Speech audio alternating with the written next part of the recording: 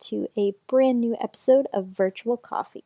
My name is Alexa Collier, and on this podcast, I sit and chat and have coffee with early career professionals and small business owners from all around the world. Now, with me today is Shelby, and Shelby has actually been on Virtual Coffee before. This is his second time on the podcast. His first episode is episode 31.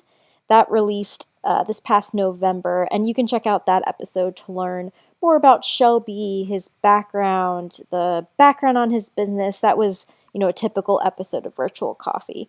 But today on this episode, Shelby is diving really deep into the board game that he was working on when we last spoke, Lonely Undead, through his company Dead Lemon Games.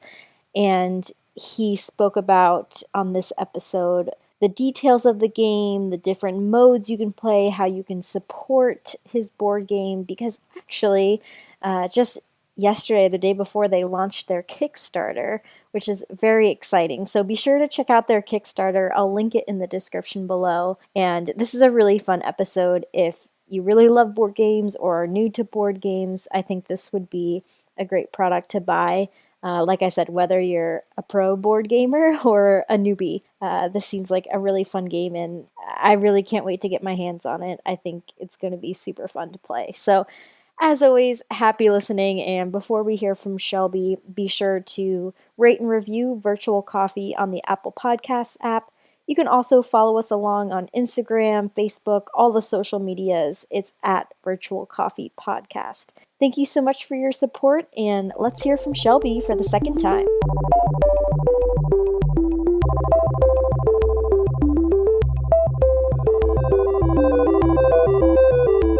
Shelby, welcome back to the podcast. Oh, hello. Thanks for having me. I'm stoked to be back on here. Yes, so happy to have you back. I love reoccurring guests, but to kick off this second episode of Virtual Coffee with you, Shelby, reintroduce yourself, tell us about your game, what you're about, just kind of give us that background context for folks who may have missed your first episode. Yeah, absolutely. My name is Shelby Matussak, and I have developed and designed a board game that I've decided to self-publish. I am self-publishing it through a crowdfunding platform. So I will be launching this board game via Kickstarter on June 7th. And so the Kickstarter will be live by the time this recording comes out. I have been a huge fan of board games for quite a long time.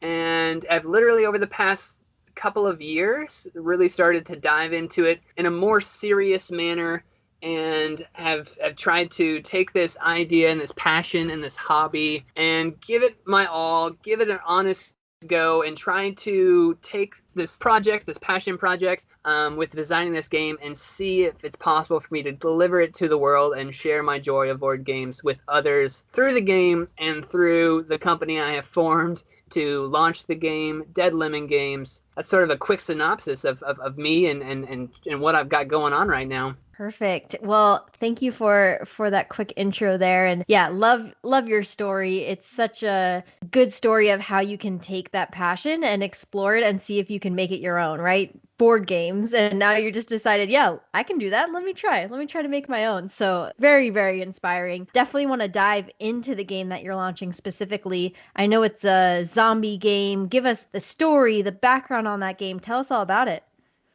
Yeah, I mean, and it's also interesting that you that you had said, you're doing something with it, Mm-hmm. that you decided to do something with it, or that, you've got this thing and that you can do something with it. Like when I had started this process, just a precursor, like I haven't been in game design very long. I had no idea if I could do this. And so like the process for the design and the development and getting to where I am now was, obviously very, very challenging, and I've been very educational. I've kind of been going by the seat of my pants and learning as much as possible, and learning all the best practices, but definitely a challenging thing that I did not know if and how to properly do it. But that's a whole nother wormhole of discussion. But yeah, the game itself is called Lonely Undead. Yes, it is a zombie game, but it's not like any other zombie game. In fact, that is something that I've strived to do with this game, and something that makes it very special and unique. is that when I was working with the theme and working on designing this game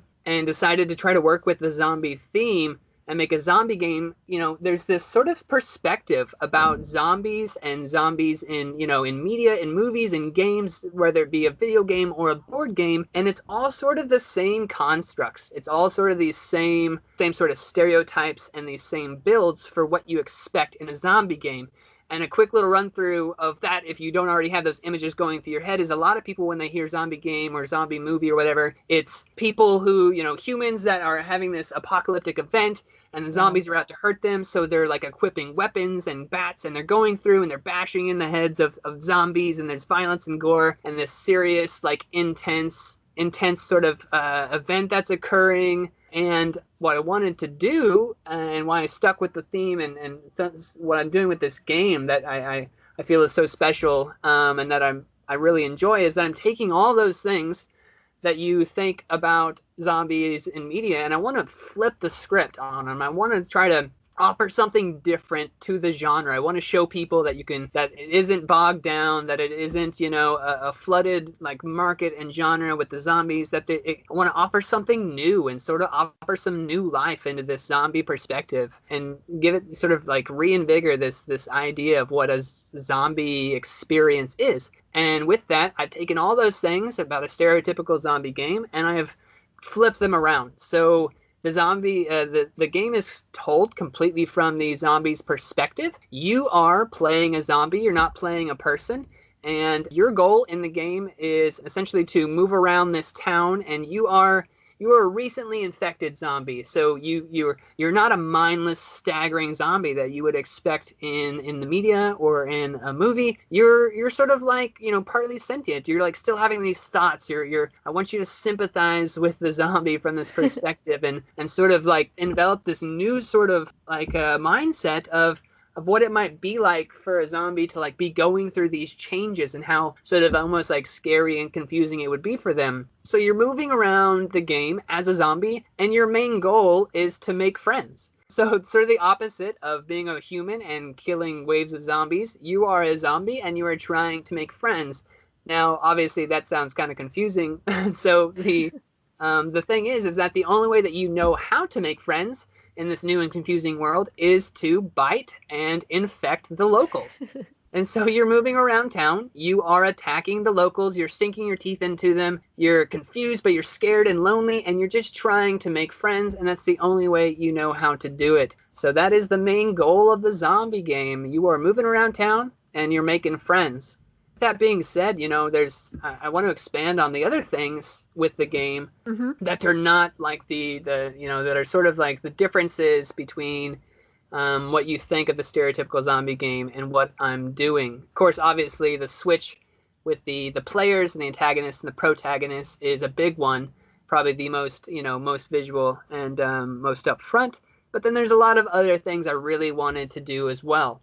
Like, for example, I mentioned this a second ago, but you think of, zombie themes of being like really violent or gory. Yeah. There's blood and there's violence and there's weapons. And I wanted to, of course, flip all these things around. So I've focused on humor. I've made a lighthearted game that doesn't focus on violence, has very minimal violence. Like, your objective is not to kill people or to like eat their brains or anything like that. The objective is to make friends. Now, the process, obviously, you're like, well, you're still like attacking. And yeah, that's sort of inferred. There are some themes that are a little bit more aggressive and maybe could be viewed violent, but throughout the game, as far as like the verbiage, what's on the cards, the art, everything is lighthearted, is humorous, and pulls away from the seriousness and the focus on violence and gore that you would expect in a lot of the zombie themed pieces of media.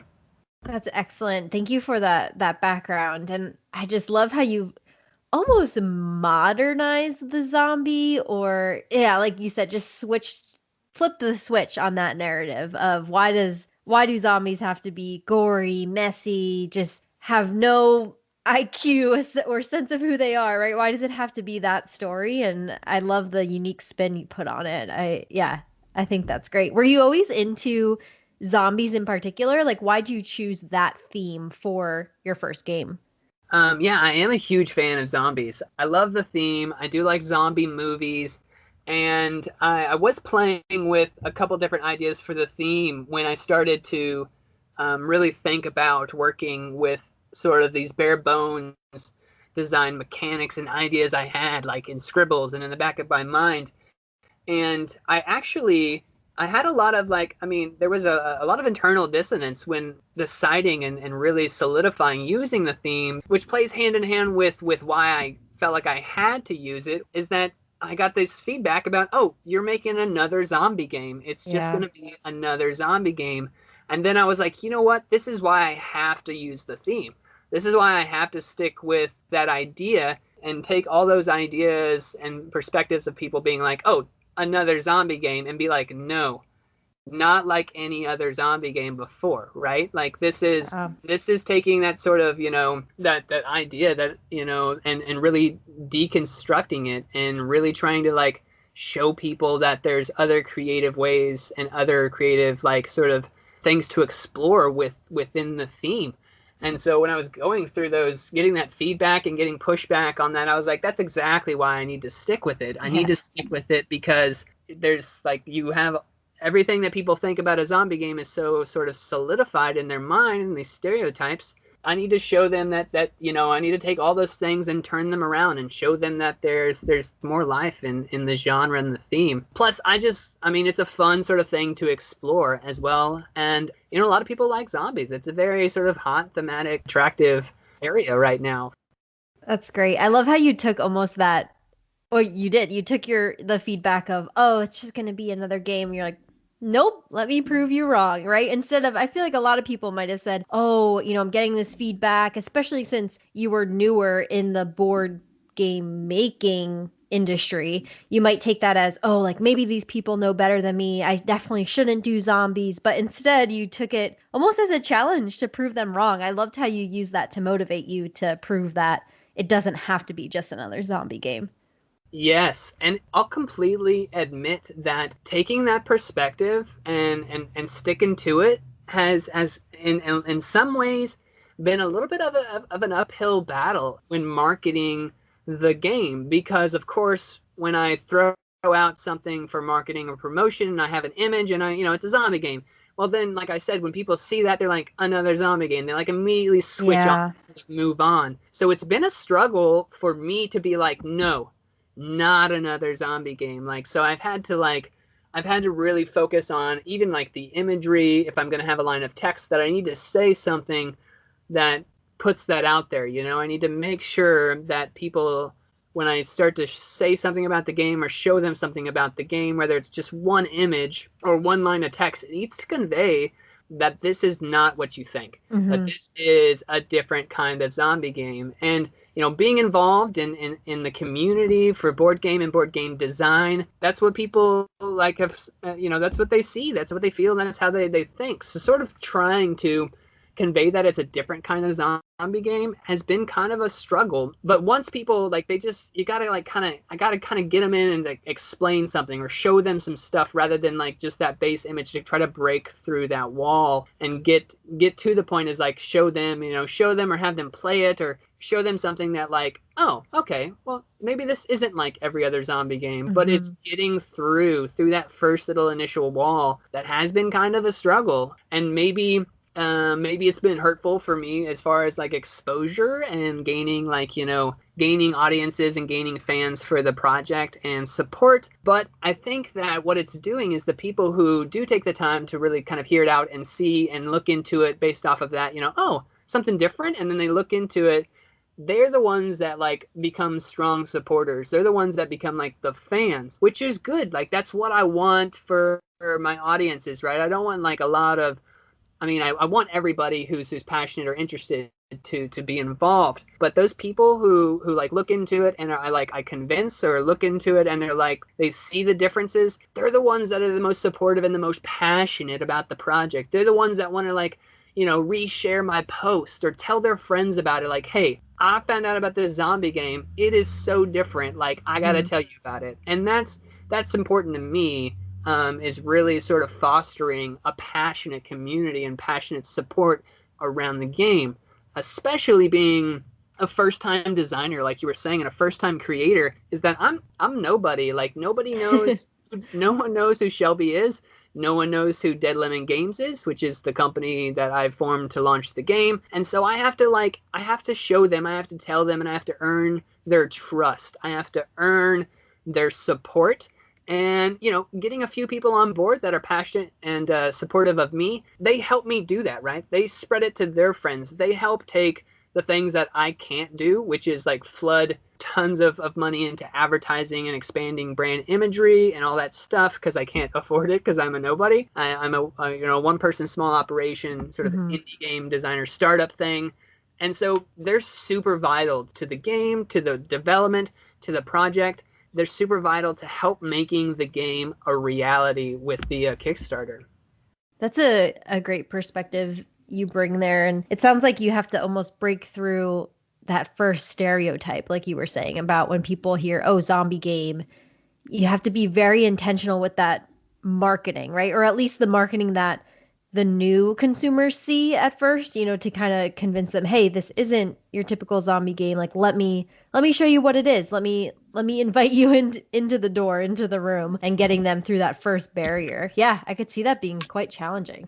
Yeah, definitely. And like I said, you're scrolling, those people, those individuals that play games and have that sort of stereotype build up. Imagine them scrolling like through Facebook or on the internet, see a flash ad, right? And the ad it's showing zombies and it's a board game. It's really easy for those people to be like, oh, another, and just keep scrolling, right? Sure. Yeah. Oh, another zombie game. And that's, like I said, yeah, that's definitely been that first wall, that initial, like, how to create the imagery, how to do something with that single flash moment. Because that's the thing with digital marketing, is it literally, like, there's such a short amount of time frame. Yeah.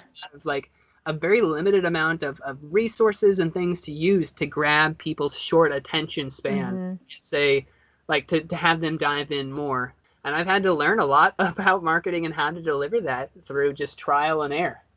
For sure. Yeah, I know. So, like, even, I'm not necessarily, I guess through the podcast, social media, I'm marketing the podcast, but everything with social media and digital marketing, it's very difficult to come up with unique posts, unique ideas, like you said, to grab people's attention. Because when you're scrolling through, you look at a post for 2 seconds, maybe, right? It's so fast. It is crazy. So I'm interested in knowing what audience Lonely Undead is suited for, because I know you mentioned it's not too gory. Like, some of the scenes or cards or themes might be mature, but for our audience who's listening, like, can they play this game with their children? If so, what age is recommended? Let's just dive into the intended audience. Yeah, absolutely. And this is such a great question, because I love to sort of like explain and sort of dive into that age range and those audiences, and let people know where and how they can sort of determine if it's right for their kids or if it's right for them or whatever. And yeah, absolutely. So the box on itself, which it's marked as 14 plus for the age range. Now that number is kind of interesting and maybe a little hard to explain, but there's some legalities surrounding what you can put on the age range of a box in sort of adherence to international compliance. And I don't want to go down that road, but basically I had to sort of find a fine line and decide to put 14 plus on the box to sort of mitigate some really confusing and sometimes costly paperwork and safety compliance for releasing the game in other parts of the planet. Now, moving on from that very quickly, the game is easily suited for 10-year-olds, and obviously this is like up to a parental discretion as well. But let me talk about the content of the game itself, and that'll help like allow you to make your own sort of decisions on is it good for my family or my kids. It's absolutely a family game. Like, it adheres very well to families. There is a very low sort of minimized focus on violence and gore in the game. There's hardly any like direct imagery or verbiage that is heavily violently oriented or is gore or blood or anything like that. Very minimalistic, maybe like a couple small images here and there. And they're like cartoonish. They're not like, like in your face realism or anything like that. The main goal of the game, like I said, is this not like this. You're not going out to sort of eat brains or like to kill humans. You're going out to make friends. Now there are some sort of more mature themes, and I use mature very loosely because, like, I mean, it kind of in today's world, like, cable television, anything your kid sees, even cartoons has Yeah. violence themes. But there are, like, I mean, obviously the path to making friends is from the zombie perspective, and they have to attack and bite the locals. They gotta, like, they gotta, like, hurt them and grab them and bite them. So some people can kind of interpret that as a more aggressive theme, but the imagery, the verbiage, and as you're playing it, it doesn't feel aggressive. It doesn't feel violent. There's no aggressiveness in any of the imagery or the verbiage. Now, there is the occurrence of death in the game as depicted, when, as in a lot of games, your character can die or whatever. But so there is a depiction of death in the game, but again, like, there's no like depiction of any violent happening or violent occurrence or sort of aggressive imagery in that regard. It plays really well with families. I've had younger people play it and they've enjoyed it. In the same regard, like, the content in the game itself, it's not like it's a kid's game. Like, it adheres very well to young adults and to, I would put the age range, I know this is going to sound like enormous, but, like, I mean, anywhere from 10 years old up to, no cap at all, Right. necessarily, because, I mean, I'm a young adult and I built it around sort of, me and humor and the people that I play games with, and sort of a heavier gamer or a more involved gamer can absolutely find a lot of joy in the game. I really worked really hard to try to find a balance between systems in the game that were good for a number of different audiences. There are ways to play the game that you can be more streamlined and can be a lot lighter if you want a more, like, a quicker experience, or sort of just a light, fun, turn-based enjoyable experience. And then there's ways to play the game that you can add levels of more strategy and more in-depth sort of thought processes and trying to create these combos with fun occurrences in the game. It adheres well, I think, to, a lighter gaming, sort of more casual gamer, as well as there are ways for it to adhere to, a heavier gamer, people who want a more involved or a longer experience. I feel like it does a decent job in what it offers and its different ways to play in game modes to sort of adhere to both those sort of things. It's something I really focused on with the design. That's great. Yeah, because I was gonna have a follow-up question of, do you have to know board games to play Lonely Undead? And it sounds like no, which is so great because sometimes there are some board games that are, right, so complex. Like, you need to be a serious board game player even to understand what that game is about. So I love how diverse the players can be for Lonely Undead, and like you said, can be a new board gamer or an advanced one, and you can enjoy it either way. So I love that diversity in your target audience. Yeah, it's definitely something that I wanted to really strive to do, was to create something that could deliver multiple experiences based off of, like, who was playing it or what you wanted out of the experience. Definitely something I wanted to try to focus on. And I think it's awesome there are different ways to play. So with kind of each version of how to play the game, about how long would you say it takes to play, or does that vary so much depending on how the game goes? Yeah, it absolutely varies. Because, I mean, obviously when you add more players to a game, it usually increases the amount of time it takes to play, Sure. which is definitely, definitely could be the case with Lonely Undead. And it's quite variable depending on how you're playing. And that being said, I can kind of go into the different game modes and how that affects the amount of time it takes to play. So the box itself, it says 60 to 90 minutes, and that's a really healthy sort of, like, solid range. So if it runs, if you start a game and it runs to an hour and a half, that you're not surprised, right? And if you have a bunch of players and you're playing the competitive mode and there's 4 players, the game could last, an hour and a half to 2 hours. That just sort of comes with adding in the extra players and the extra time. Now, that being said, you can play the game, the base game sort of set up to play in a competitive manner, in which it's sort of a race. Each player is going through the game and they're trying to move around town. They're trying to gather resources to make their tasks easier in the form of, cards, equipping equipment and aids to sort of help you accomplish your goals. And then you're going around and you're trying to engage the living people in town and you're trying to make them your friends. And when you successfully infect a living person in the game, then you make a new friend. And so the first person to get to 7 friends is the winner of the competitive game. And that's sort of like how the competitive is set up, and it's sort of like a race to the first person to make those friends. Now, if you were playing the cooperative version of the game, you're working together with the other zombies, and you're essentially trying to collect 15 living together in the town. You're basically trying to almost, in a way, convert the whole town into your own little zombie community, which creates a lot of different dynamics and different ways to sort of think and use the cards, as in you can, like, now you can help out the other players with your resources. Maybe you can make them stronger, give them a hand at accomplishing a task in one way or another. And when you're playing that co-op mode, if things go really bad sort of at the beginning of the game, it could end really quickly, right? And also, that goes the same for playing it by yourself. There is a solo mode where you can easily play the game yourself, in which you're going through town and trying to convert the locals up to a certain point. And the town is constantly fighting back against you in all of the game modes. But obviously, for the cooperative and the solo mode, the game is fighting back a lot more.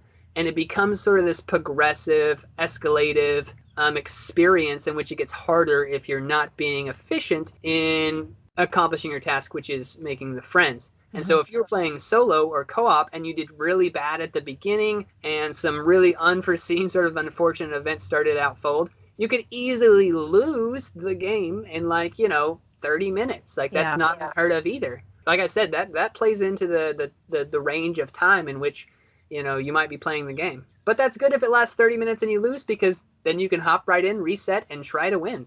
Yeah, that's great. I love all those game modes because, it makes, a lot of games, if they don't have that variety of ways to play or different storylines, I mean, you play it once and I don't know, for someone like me, you're kind of done, right? Like, oh, well, I know the story, I know how it's going to go, but this definitely is a game that you can play multiple times. And it sounds like it'd be a fun game to introduce to other people, like after you play, like for me, right? Maybe my husband and I would play together, and then when people come visit, like, oh, check out this awesome game, like let us explain it to you.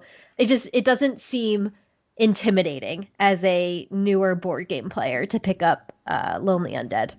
I don't think it is. I don't think it is at all. And I've sent the game. I've done a lot of testing with it. I mean, the game has been thoroughly play tested. And right now, leading up to the campaign, I have copies of the game that are circulating out there that other creators and other gamers are playing and spreading the word about and trying it out. Which was really intimidating at the beginning as an idea, to just send these games out there without me teaching them, or without right. them having to rely on my bare bones rule book that I wrote, that I've never had to I've never written a rule book before. So that was another interesting and challenging thing to do, and to see their feedback, to sort of understand sort of what they take from it, because that's the best way to know if I have accomplished the things I'm trying to accomplish, is when strangers that I do not know, that are completely neutral, take what I have all created in this box, pull it out, and it's supposed to be, a real game. You're supposed to be able to hop into it. And it is. And then I get their feedback on those things, and I have gotten a lot of reaffirmation or sort of confirmation that I have done sort of those things and accomplished those goals. There's been people who have said that, hey, it's got levels of strategy that are fun to sort of dive into with time, but it's a really simple game to learn. You can really just kind of hop into it. There's nothing too confusing about certain mechanisms and how it plays, because a lot of it is text driven, right? So a lot of the directions on what you do is just, you look at the card and you just apply it directly. You don't have to really there's not a whole lot of interpretation, or a lot of every time you see a blue square, it means that you take 2 red squares and you add them to your 3 green squares. Sure. Then you subtract from this, and then you roll the die, and that's when you move, right? There's none of that sort of complexity. It's move 2 spaces, right? It's taken a lot of that stuff and really sort of streamlined it, made it accessible for a more casual gamer. That's great. It sounds like a ton of fun. I can't wait to get my hands on it. And before we get into how people can support and where they can find the game, are there any other topics that you wanted to bring up, Shelby, or any aspects of the game that we may not have discussed? We talked a little bit about the different game modes, and when I started designing, of course, I'm a first-time designer, first-time developer and publisher, And I pride myself a little bit on trying to do my due diligence and be well researched and well prepared instead of sort of blindly jumping into things, especially if I'm, doing it on my own. So I definitely have tried to do the best I can to sort of avoid a lot of like sort of rookie mistakes when it comes to design. Obviously, I'm making them, and obviously, like it's going to be a part of this process and part of the learning process. But I'd like to think I've done a decent job on trying to mitigate a lot of those first-time mistakes and problems as much as possible. And that being said, with the design process, I had some things that stuck with me where it was, some words about designing sort of like the best version now. And so when I was using that in my design process, I wanted to do all the things, but I didn't want it to be complex, and I didn't want it to seem like there was too much going on. And it got to the point where there was almost two versions of the game. There was like this really easy base version, and then there was like a deluxe version that was good for a heavier gaming crowd. And I wanted to give all of that in the package right off the bat from the beginning. And so what I did is I took the game board and I made one side of the board that has like a standard printed map that you can just hop into and play. And then the other side of the map is actually blank. It comes blank, like it has like a printed version of the town, but all the locations of the town are not there. This is an alternate mode called the mutated mode, in which you have tiles. They're little like, Tetris-y sort of square tiles that are the locations. They're the physical locations that are on the map, but as part of the process, you basically get to take these little modular pieces and you get to build your own map to play in before you play. Wow. And so that's sort of this alternate mode that adds a little bit more like, it adds a lot of replayability, which is really nice because so you can create a different environment to play the game in. Like every time it can be different. The locations also have like locational bonuses on them, which allow for another level of strategy and sort of planning out what you want to do and where you go during the game based off of them. So it kind of creates like another way to play the game that adheres more to like a more involved gamer. Someone wants a little bit more strategy or more depth or wants a little bit longer gameplay. They can flip it over and do this mutated mode and adds a lot of depth. It also lends itself very nicely into other things I'd like to do with the game, such as like doing cooperative sort of scenario play where you sort of arrange the tiles in a certain manner and you have a goal that you and the team have to do that's different each time. Or, a solo campaign mode where as playing the game solo, you can kind of go thematically through the story of what's happening in the town and play different characters for different objectives each game. And so, yeah, I really focus really heavily on replayability and variability. And you mentioned this earlier about, when you get a game out, it really kind of is a letdown sometimes when you pull a game out and you play it and you're like, well, okay. And this happens with cooperative games a lot. Is like, okay, well, I did it. Well, I won. Yeah. It's over. Like, that's it. Some people might be like, well, I don't really have to play it again, because I did it. Right. And I wanted not to happen. I wanted it to be, you come to the game and you have a different experience every time. Yeah. And so I focused on systems and different game modes and all these high levels of variation. I want that you will get a different experience every time based off of it. Yeah, I think that's fantastic. I mean, not only do you have different play modes, right? Like solo with multiple people, etc., that you walked us through, but also these different modes. Like that's really cool. I honestly thought you were going to say, yeah, there was the deluxe version, which, I'll work on and it'll come out next year. But instead you're like, nope, I'm giving it all to you now. Like that's incredible. That's a lot of work. And yeah, just appreciate your intentionality behind making it so replayable. Absolutely. And I had kind of said earlier, I wanted to try to give the best version now, reduce complications, and really start off on a really solid foot. I mean, bigger companies, people who have the resources would definitely opt for creating, several versions of the game so they can make more sales and but I as my first game, as my first sort of intro into this, I want to really start off right. And I want to I want to make things simple and not complicated, and I want to try to give the people that want to support and are excited about the idea. I want to give them as much as possible I can within this box. I want to give them everything I can in the box. Yeah, that's fantastic. That's great. Like I said, I'm so excited to get my hands on it. And with that, how can people support? Where can they find the game tell us where they can find you, Dead Lemon Games, Lonely Undead. How can they support? Yeah, absolutely. So the Kickstarter is launching soon. I believe it will be running when this is released. So Yep. we will be like full fledged into the campaign when this starts. I think it'll be like this will be released right at the beginning of the campaign, Yep. June 8th, Yep. right? Yep. Fantastic. So that'll be the second day of the campaign. I will be a stressed, like no sleep mess. And I will be like sitting in my edge of my seat watching the campaign. So yeah, it'll be live on Kickstarter when this airs, and it is extremely important that that's the time frame is it runs for 29 days in June, and in that time frame, I have to get enough pre-orders and enough support to essentially make the game a reality, to take it to a manufacturer and get it printed and get it to individuals. So you could find the game on Kickstarter when this airs. You can just go to Kickstarter and search Lonely Undead. You could also go directly to the website. You can go to deadlemongames.com. And there's a lot of information about the game, the company, and ways to contact if you have questions, and ways to get to the Kickstarter and find out more about the game. We are on the social media as well. Dead Lemon Games is active on Instagram as well as Facebook. On Facebook, the group for the game, the Lonely Undead Facebook group, is way more active than the Dead Lemon page, because that's where obviously I'm focusing on the game and releasing content, updates, and getting feedback and getting people involved and interacted. So you can find us there on the Facebook as well. Yeah, all the socials, and definitely the Kickstarter when this comes out. Come find us on the Kickstarter for sure.